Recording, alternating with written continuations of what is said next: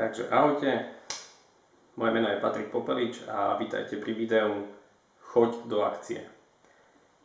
Množstvo z vás určite má lajknutých veľa stránok na Facebooku alebo sleduje motivačné videá, citáty číta, obrázky s citátmi kadejakými.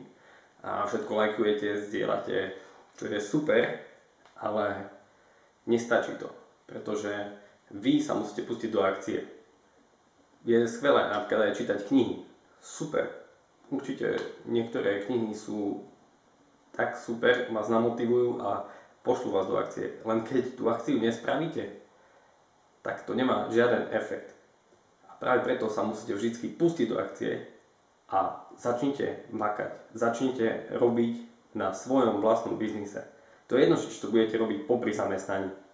Nie je to hanba začať popri zamestnaní. Možno niekto musí platiť hypotéku a tak musí mať nejaký príjem na to, aby mohol začať. Nedá sa pustiť z toho len hr. Ale hlavné je, aby ste sa do toho pustili. Lebo keď sa nepustíte do budovania vlastného biznisu, tak o pár rokov budete stále na tom jednom mieste.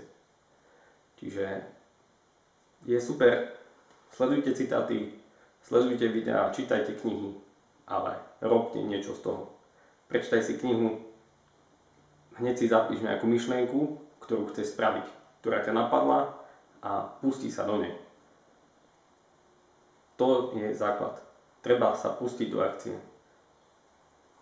Začnite budovať svoj biznis, lebo bez vlastného biznisu nebudete spokojní.